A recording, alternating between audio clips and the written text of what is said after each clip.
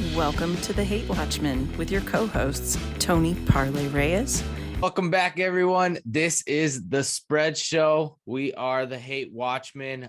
This is the solo edition again, so it is just a Hate Watchman episode, but I am here to talk about football, more football. That's what you guys want to hear. More thoughts on football on this week 18 that no one asked for, but we are here. Unfortunately, it seems like some of the playoff scenarios got solved the last week. I don't know how eventful this final week will be, but we'll run down the slate here and I'll give you some thoughts on some of these games. Let's go ahead and take a look here. First, we do have two games on Saturday. We have the Chiefs and Broncos along with the Cowboys and Eagles. Looks like the Chiefs are 10.5-point favorites against the Broncos. The Chiefs are currently in the second seed in the AFC. I don't believe that they can go ahead and move up to that first seed unless Tennessee loses. The Titans also have the tiebreaker against the Chiefs, so I don't really know how much the Chiefs are playing for. That seems like a pretty large line. The Broncos have been bad offensively all season. I don't know what they have to play for. Seems like Fangio might be coaching for his job. I don't know if that decision has been made in Denver yet. I'm sure my co-host Billings would go ahead and tell you guys how much he hates the Broncos and how they're terrible. They're pretty much like the rest of the league, an average team at this point, kind of rudderless. They are 10.5-point underdogs. I don't know if Drew Lock really can do much. The Chiefs have pretty much owned the Broncos of late.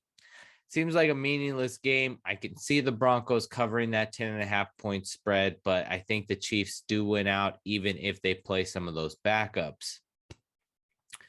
Moving on here to this Cowboys-Eagles game. We're in a similar situation. I think actually the Eagles can make the playoffs if they do win this game. They are in the hunt graphic, or maybe they're a wild card leader at this point. The Cowboys don't really have much to play for. They are a 4-point favorites somehow. There are a laundry list of players that aren't able to play due to just injury or COVID, being Michael Parsons, Trayvon Diggs, I believe DeMonte Casey. A bunch of players are going to be out for the Cowboys. I think they're also resting Tony Pollard. I don't really have much faith in that Cowboys offense doing much. They've struggled of late. That Washington game seemed more like an aberration than normal. I don't know what it is. I watch them. Their defense is great. One game, the offense is terrible. Haven't really all clicked together since that Washington game. It seems like more of an aberration than normal. I honestly think that this game means much more to the Eagles, so the Eagles will win this game to get that 7th seed in the playoffs, and the Cowboys will just stick with that 4th seed that they have locked up and play that wild card team, number 1 wild card team, be it Arizona or I think the Rams, depending on those matchups later today. We'll move forward here. I do have the Sunday games now. It looks like we've got Colts and Jaguars. Pretty important game here for the Colts. They really want to secure that playoff seeding with a win, and I think they will have the top wild card spot if they do go ahead and win this game.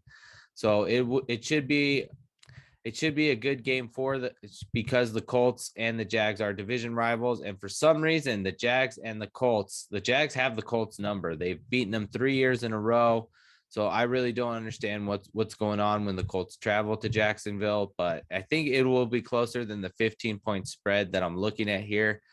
Courtesy DraftKings, 15 points is a lot. The Jags have been terrible. I think the Colts win, but I think it's just under that 15. I think it's a 14-point spread.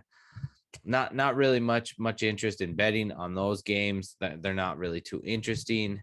I've got Titans at Texans here next. It looks like the Titans are 10-point favorites on the road. Is there really much to say? The Titans are going to secure that top seed, avenge that loss they had to the Texans earlier this season. I really just think that there's not much to say about that one. The Titans will probably win that game and lock up the home field they get with the 1 seed in the AFC.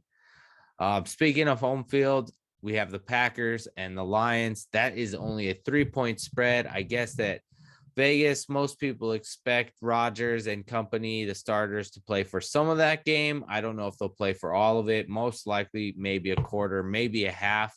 But I do think the Lions, it will mean more to them. So I even think the Lions are going to win that game because the Packers aren't really interested. They've locked up home field. But yes, I'm thinking the Lions win that game.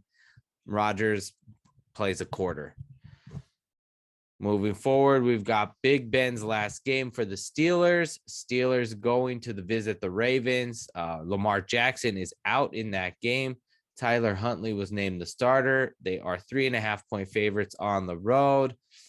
I think that they have a come down for the Steelers after that Monday night win. Big Ben did his victory lap.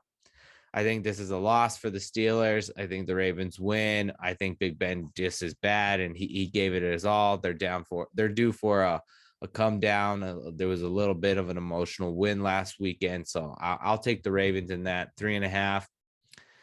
Those games are usually close. I think the Ravens do cover that spread, though. I'm going to go ahead and say the Ravens cover and they win. Steelers, too emotional of a win last week. Sticking in the AFC North, we've got the Bengals and the Browns. The Bengals did clinch the division after beating the Chiefs last week. Joe Burrow being in an MVP conversation now. Looks like they have arrived. They're a playoff team. Zach Taylor in the discussion for Coach of the Year. But they're resting Burrow because he injured his knee at the end of that game. And so they're 6-point underdogs to the Browns. The Browns, we've talked about Baker Mayfield in that whole situation. They are resting Baker Mayfield. He had some shoulder injury that he played through. Most likely, hindsight, probably shouldn't have played through it. Didn't look too good. I don't know if you are the future for the Browns. We've got the Bengals playing Brandon Allen as a backup. The Browns playing backup Case Keenum. Browns at home, pretty meaningless game. Bengals can't really move up too much in playoff seeding. I think the Browns end up winning. I agree with that 6-point spread. Probably be even worse. The Browns will probably win this game big. Strong run game, pretty good performance by the defense. Try and close that season out strong. Who knows what their quarterback will be next season. They have some decisions to make on if they're going to keep Baker or if they're going to go ahead and explore the market. Moving forward, we have Bears, Vikings. Bears 5-point underdogs. This game right here, lock it up. Vikings are going to blow out the Bears. Kirk Cousins is back. Kirk Cousins is going to have a great game because this is a meaningless game for the Vikings. And so when those games don't matter, he shows up and shows out. He'll probably have 300 yards passing, 3 touchdowns, guaranteed, lock it up. I know we've had problems figuring out the Vikings all season. I've got that one figured out. Vikings blowout win. Kirk Cousins crushes it. That's a bet you can go ahead and take to the bank right there. That's guaranteed. Kirk Cousins and the Vikings are going to crush the Bears in a meaningless game. Let's see what else. Another meaningless game here. Washington football team visiting the Giants.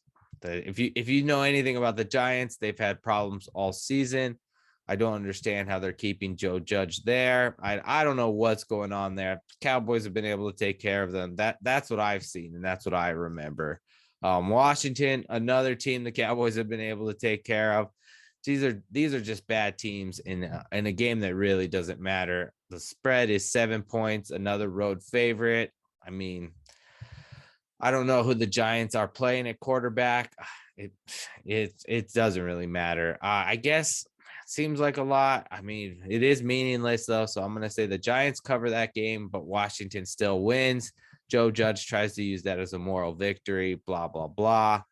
Speaking of a team here that has a ridiculous spread, my goodness, the Jets, 16.5-point underdogs at the Bills. The Bills, they still need to win because they want to go ahead and lock up that AFC East. The Patriots do go ahead and play the Dolphins here as well. I can pair these two up. I'm going to say the Bills win. Too big of a spread. I know it's in Buffalo. I know Bills Mafia is out.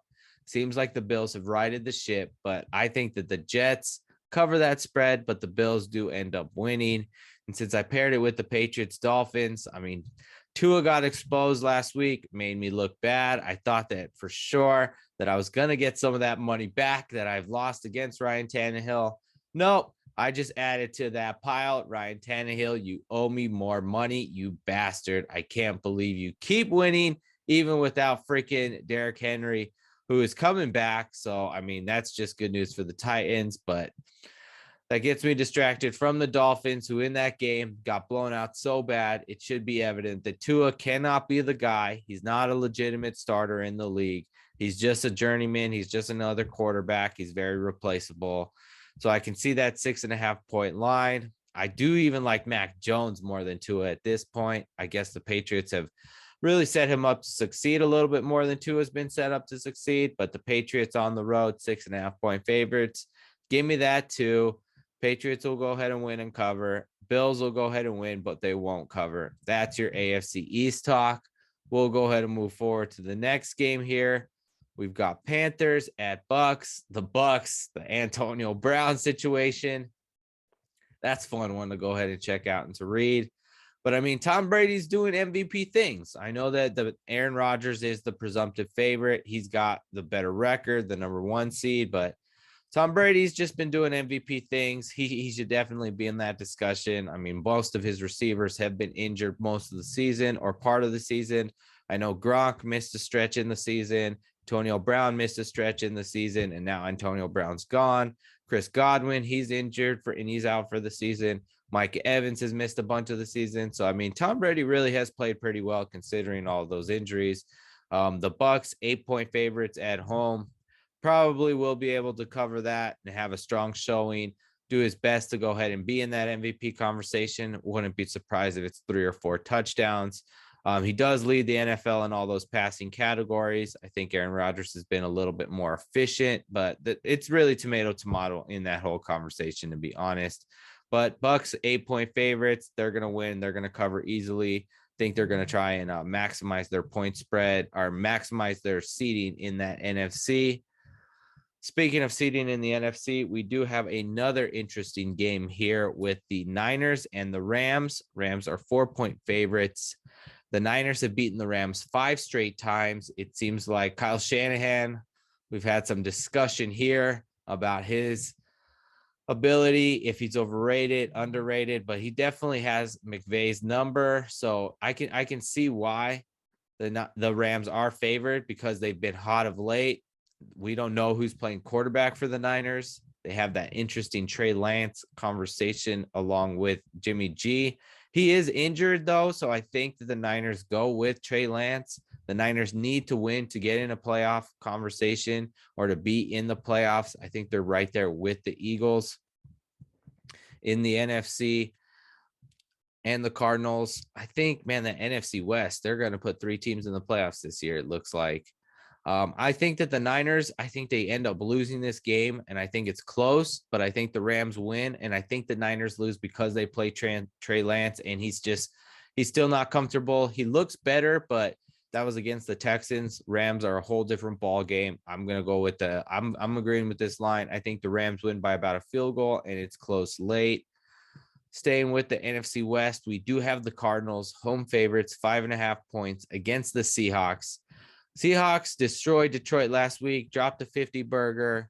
They looked like they looked normal for the first time all season. If that Seahawks team was playing most of the season, they probably wouldn't be as bad as they have been, and they wouldn't be in the boat that they are. I'm going with this. I heard this. I've been reading about it. I've heard that DK Metcalf says that they're playing different coverages. The Seahawks are looking better. I mean, Rashad Penny, DK Metcalf went off last game. 3 touchdowns. I think that the Cardinals, I don't know how they beat the Dallas Cowboys last week. That was a wild one. They were in control of most of that game. They just looked better than the Cowboys on all sides. I think that both those streaks, the Cowboys were on a win streak, the Cardinals were on a losing streak. They just met at the perfect time, and it was a perfect game. I'm not buying this Cardinals resurgence. I think the Seahawks win that game. I think the Seahawks flat out come into Arizona and they win that game. They upset the Cardinals. And they keep the Cardinals as a wild card team, and the Rams end up winning that division. Yep, that's a pick right here. Seahawks upset. That's probably one of my favorite underdogs of the weekend. I do like that Seahawks team in the upset. Moving forward here, we have Saints and Falcons. Falcons 3.5-point underdogs at home. If you watch us, you know that we like the Falcons here. Cordarrelle Patterson should definitely get some get some recognition for the production that he's been able to do this season. He's played everything for the Falcons, be it wide receiver, be it running back, and he's done it really well. So I really think that he's going to get paid in the offseason, at least if he's not in discussion for any awards this year. But 3.5-point home underdogs. Falcons are going to beat the Saints, and the Saints are also in that playoff race. But I don't like Taysom Hill on the road. I don't understand how he's favored. He hasn't really played that well. I know he's been in the discussion as better than Tua, but I don't think that's a vote of confidence. I just think that that's just the worst of a bad situation, to be honest. I think Matt Ryan still can go ahead and do it. I think he's going to go ahead and win this last game for the Falcons, make it a little bit more difficult to move off from him in the offseason. But I think this is probably Matt Ryan's last game for the Falcons at home. I'm picking the Falcons, another underdog, maybe a little Falcons Seahawks parlay. We'll go ahead and bet on the Birds this weekend. That is my pick for that. Leaving us with the best game of the weekend in Sunday Night Football. For the playoffs, we've got the Chargers, Raiders. Chargers are favored on the road. They both have the same record. I don't know how the Raiders won all the games that they did. Derek Carr working magic. He really has played well this season, despite all the fun stuff that's been going on for the Raiders. Vegas might not be the best city for an NFL team. I'll make it short. I think that both these quarterbacks play well. I think the Chargers win this game, get in the playoffs, become that dangerous 7 seed that no one wants to play in the AFC. They match up with the Chiefs the first round. That's going to be my favorite playoff game of the weekend. Ooh, I can't wait to watch that rematch. Each time they've played, it's been a good game. I think Justin Herbert balls out here along with Kirk Cousins. I'll probably parlay that one. Kirk Cousins and Justin Herbert over on their passing stats, yards, touchdowns, along with that Seahawks Falcons parlay. Those are going to be the parlays that I go ahead and play this weekend. But I'm a little out of breath, gone through the slate here. There is no Monday games. That is week 18. Thank you for watching. We are the Hate Watchmen. You can find my picks at tonyparlay.com. Check out some of the insight and analysis I post there a couple times a week. Fade my picks, go with my picks. I did have a good weekend last weekend, 12-4 against the spread. So I'm due for a downfall. I would recommend fading my picks. But other than that, thanks for watching week 18 until I see you next week in the playoffs. Have a great one, y'all.